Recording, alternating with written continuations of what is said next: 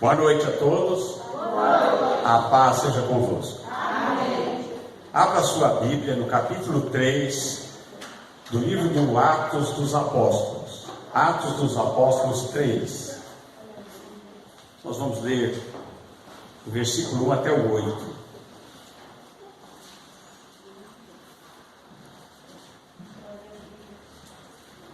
Graças a Deus.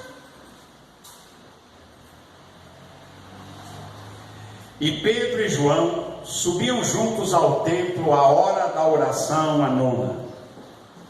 E era trazido um varão que desde o ventre de sua mãe era coxo, o qual todos os dias punham à porta do templo, chamada Formosa, para pedir esmola aos que entravam. O qual, vendo a Pedro e a João que ia entrando no templo, pediu que se lhe dessem uma esmola. E Pedro, com João, fitando os olhos nele, disse: olha para nós. E olhou para eles, esperando receber deles alguma coisa. E disse Pedro: não tenho prata nem ouro, mas o que tenho, isso te dou. Em nome de Jesus Cristo, o Nazareno, levanta-te e anda.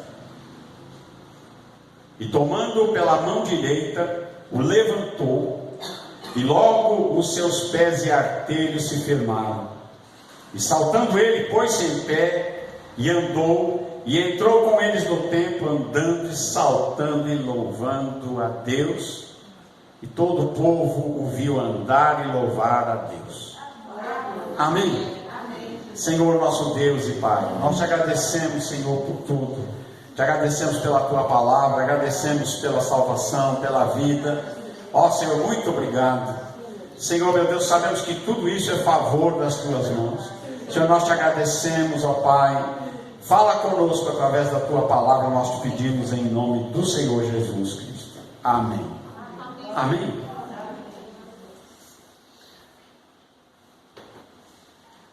Dias antes desse acontecido, eles estavam reunidos no cenáculo e o Espírito Santo veio e encheu a todos que estavam naquela casa, junto com Pedro, os discípulos, os apóstolos e mais 120 pessoas. E o dia do Pentecostes, o dia em que o Espírito Santo encheu a todos, no dia que o Espírito Santo veio para estar com a igreja, esse povo foi revestido com o poder de Deus. Nós fomos revestidos, ele veio para estar com a igreja. E, passado alguns dias, diz que Pedro e João, eles iam ao templo orar. Era o templo em Jerusalém. Naquele tempo não tinha templos cristãos, era o templo judaico, era o templo dos judeus ali em Jerusalém. E tinha um horário que era o horário da oração, era a hora nona, 3 horas da tarde. Eles iam ali para orar. E diz aqui a palavra de Deus que quando Pedro e João vão entrando no templo para orar, havia um homem que pedia esmola ali na porta daquele templo. E eu fico pensando uma coisa: Jesus sempre entrou naquele templo muitas vezes. E aquele homem estava ali na porta daquele templo. E Jesus não o curou. Diz que todos os dias eles colocavam aquele homem na porta do templo. Mas Deus tinha um propósito na vida daquele homem. E na vida daquele homem, Jesus disse: olha, quando passou ali e viu aquele homem, eu creio que Jesus disse: olha, tenha calma, porque seu milagre vai chegar. Eu tenho um treinamento aqui para os meus discípulos, para os meus apóstolos, para eles aprenderem e para que eles mostrem aquilo que eles têm dentro deles. Então Pedro e João vão entrando no templo, ali na porta, para orar dentro do templo. E aquele homem olha para eles, esperando receber deles alguma coisa. Irmãos, a atitude desse homem deve ser a atitude de todo aquele que quer receber o milagre de Deus. Você tem que esperar receber alguma coisa. Quando você precisa de um milagre, você precisa de uma bênção, você precisa de uma atuação de Deus, uma interferência de Deus, você precisa esperar alguma coisa. Se bem que o que ele esperava era uma esmola. Mas aqueles dois homens que estavam entrando tinham muito mais a dar do que um pouco de dinheiro ou uma esmola. E ele olha para eles esperando receber alguma coisa. E Pedro olha para ele e diz o seguinte, ele diz: olha, eu não tenho prata nem ouro, mas o que tenho, isso te dou. Irmãos, quando nós nos convertemos a Cristo Jesus, quando nós abrimos o nosso coração e convidamos Jesus para entrar dentro do nosso coração, da nossa vida, quando nós nos convertemos ao Senhor e passamos a crer nele, a viver para ele, nós passamos a ter alguma coisa. O cristão tem que ter alguma coisa. O cristão tem algo dentro de si que é algo que é do céu, é algo que não é terreno, é algo que pertence aos céus. E ele diz para aquele homem: eu não tenho dinheiro para te dar, não tenho prata, não tenho ouro, mas ele diz aqui uma coisa: o que eu tenho, isso te dou. Eles tinham a consciência de que eles tinham algo muito valioso dentro deles. Era o poder de Deus, era o próprio Deus habitando dentro deles, e o poder de Deus estava neles, e eles sabiam, porque Jesus tinha dito a eles: ide por todo mundo e pregai o evangelho a toda criatura. E ele diz: e estes sinais seguirão aos que crerem, em meu nome expulsarão os demônios, imporão as mãos sobre os enfermos e os curarão. E ele diz que sinais haveriam de seguir aqueles que crescem, e todo aquele que cresce seria salvo. Então Jesus já tinha dado essa instrução a eles, que eles pregassem o evangelho, porque a pregação do evangelho, aquele que cresce na mensagem do evangelho, receberia a salvação e a eternidade, a vida eterna. Amém? E Jesus tinha dito a eles, assim como ele disse a nós. Ele disse que nós receberíamos poder ao descer sobre nós o Espírito Santo, e que nós teríamos algo em nós para levar esta mensagem de vida e de eternidade e de imortalidade àqueles que ouvissem o evangelho. Então Pedro sabia, João sabia, Pedro sabia: nós temos algo dentro de nós, que está dentro de nós, mas que pertence a Deus. É o poder de Deus que pode ser exercido pela fé. E ele olha para aquele paralítico e diz: o que eu tenho, isso te dou. E ele diz uma palavra, diz: em nome de Jesus Cristo, o Nazareno. O Nazareno. Irmãos, interessante que esse título Nazareno, os judeus até o usavam de uma maneira pejorativa, porque eles diziam: pode vir alguma coisa boa de Nazaré? Porque Nazaré ficava lá no meio da terra, onde era habitado por gentios. Cafarnaum, Nazaré, a Judéia dos gentios. O povo que andava em trevas viu uma grande luz, porque Jesus foi para lá. Foi no meio dos perdidos que Jesus começou o seu ministério.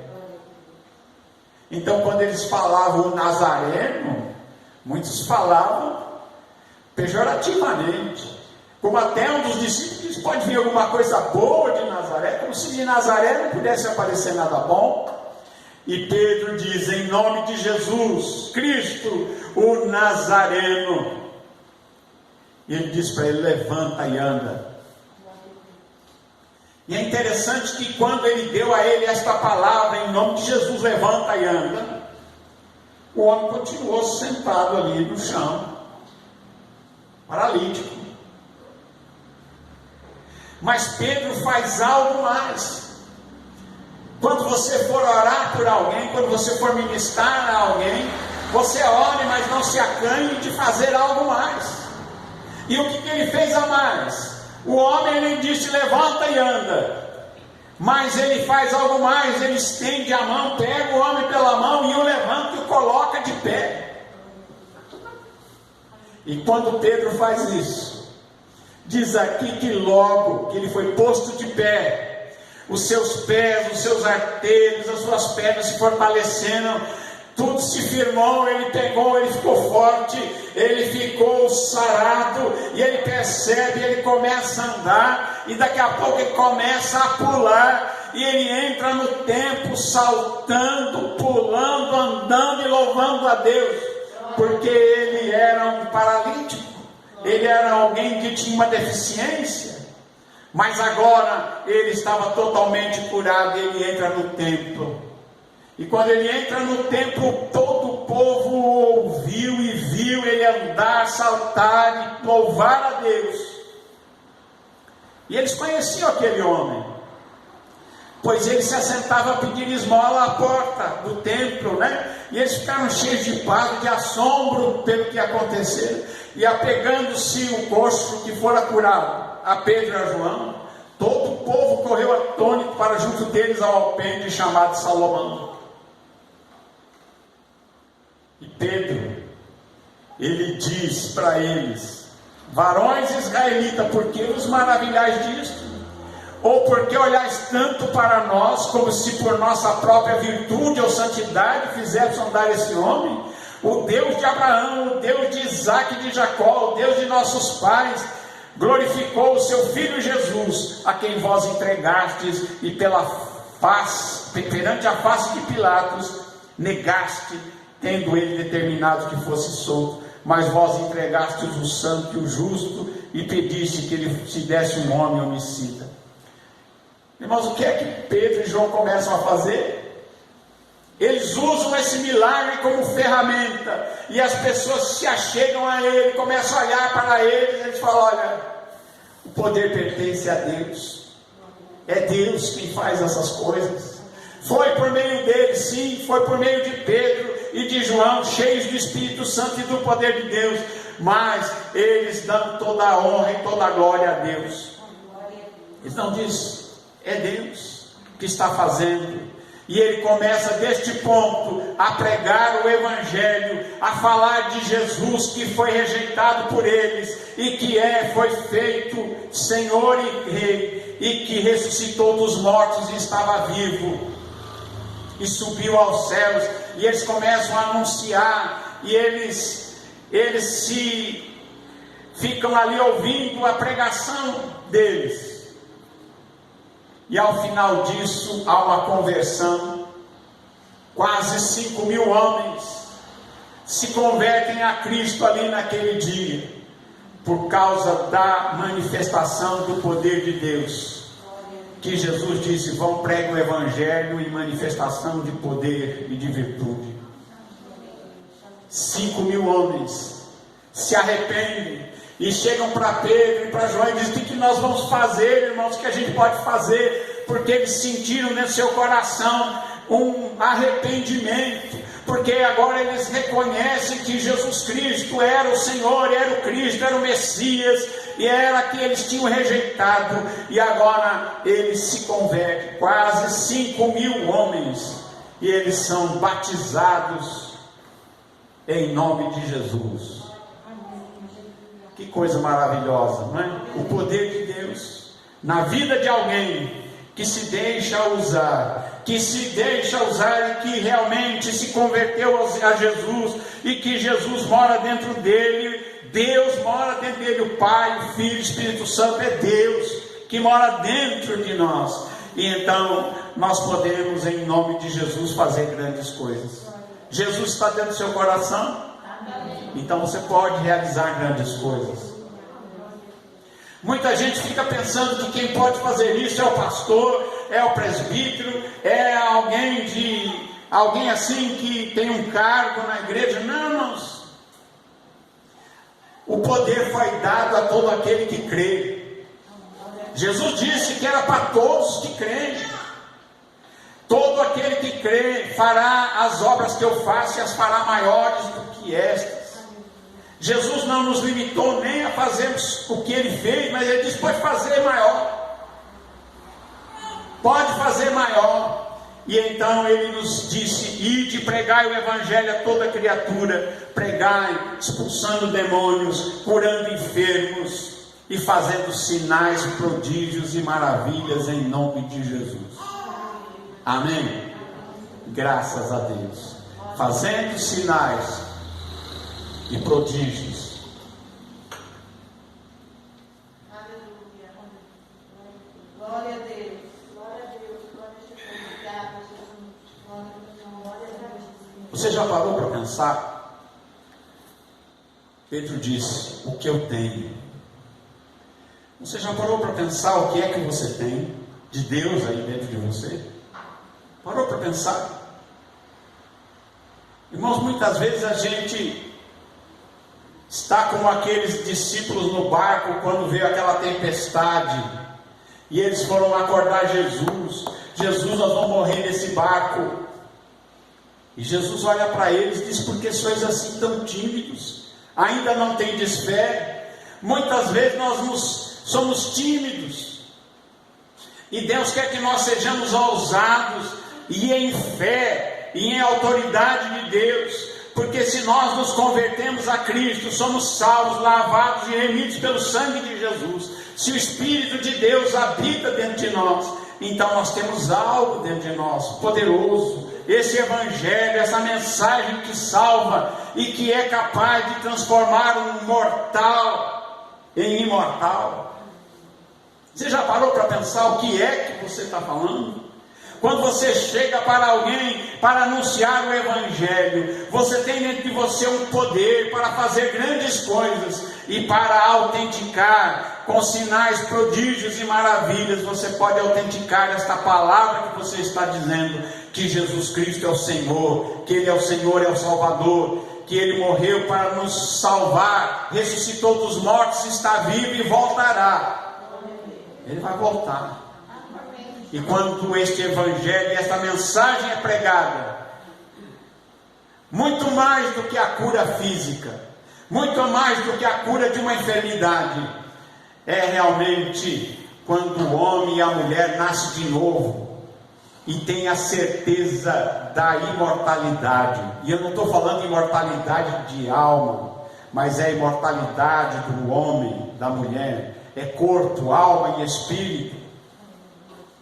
Tem muita gente que pensa assim, que é imortalidade só da alma, do espírito. Não. A ressurreição, o que é a ressurreição? É Deus nos trazendo novamente a vida. Aqueles que já partiram e que eram realmente fiéis a Cristo, ressuscitarão dos mortos.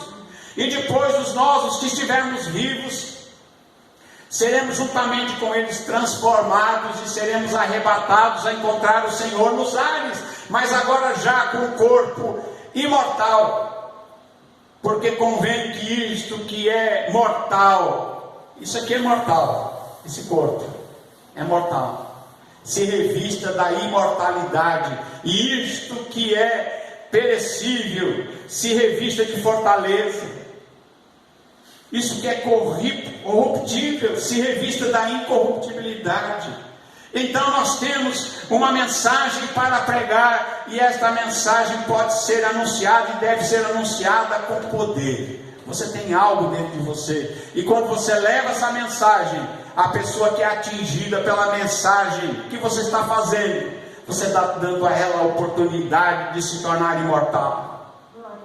Você já parou para pensar isso? Daqui 1 bilhão de anos essa pessoa vai estar viva ainda. Eu mandei para vocês um pedacinho, né? É uma tirinha, né? Que fala a respeito da eternidade. Fala, você já viu o mar, navegou no mar? Vocês viram, né? Então, aquele que já navegou no oceano, você passa a mão na água e você pega um pouco de água na sua mão e ela vai escorrendo até que não resta mais nada na sua mão. essa pouco de água que você pega na mão é a vida do homem, é a vida da mulher que se escoa a cada dia, até que ele não esteja mais aqui. E tudo que a gente pode pensar, ter, tudo se escoa da mesma maneira. Mas a eternidade que nós temos pregado, e deve ser pregado com poder, como Pedro e João falou aqui, é o oceano, é o sem fim, é a vida eterna, a eternidade, é o oceano que não tem fim, é um oceano de vida. Não é só um punhado d'água numa mão, que é a sua vida, esse punhadinho d'água na mão, que vai se escoando. Quem é jovem fica velho, ainda bênção quem pode ficar velho.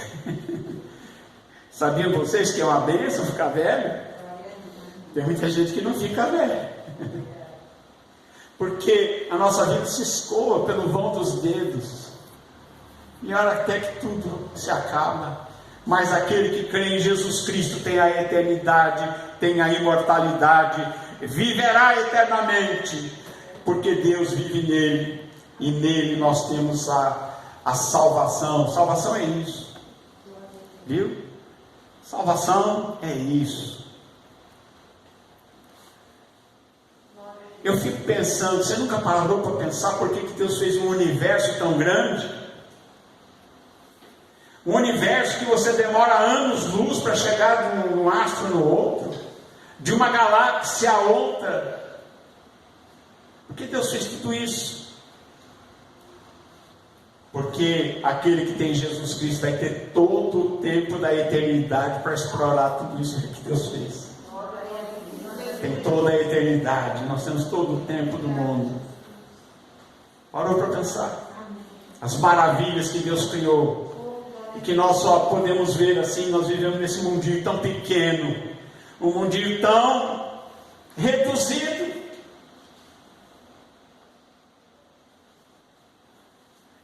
Por isso que Deus diz: olha para cima, olha para os céus manifestam a glória de Deus, e o firmamento anuncia as obras da sua mão. O tempo sem fim, a eternidade, que em Jesus você pode oferecer para aquele que recebe a palavra do Evangelho, a palavra de Jesus, e crê. Vale a pena pregar o Evangelho, vale a pena. Amém? Que Deus abençoe a você. E eu desejo no meu coração é que você seja usado por Deus, que você seja ousado, que Deus te dê ousadia, essa ousadia de Pedro e de João, esta ousadia que eles tiveram. Eles podiam ter apalpado os bolsos e falar assim: não tenho prata, não tenho ouro, sinto muito. Mas eles sabiam que eles tinham algo que era mais valioso do que dinheiro, era mais valioso que o ouro, mais valioso que a prata. É Deus que habitava dentro deles, era Jesus dentro deles, que podia mudar a vida daquele homem, dar a ele a cura e dar a ele a salvação e a vida eterna. Tenho certeza que um dos 5.000 que foram batizados depois desse evento e depois da pregação de Pedro e João, eu tenho certeza que esse ex-paralítico que agora andava, estava no meio deles. Amém? Louvado seja o Senhor. Que Deus abençoe a você, a sua família, a todos vocês, em nome de Jesus. Amém.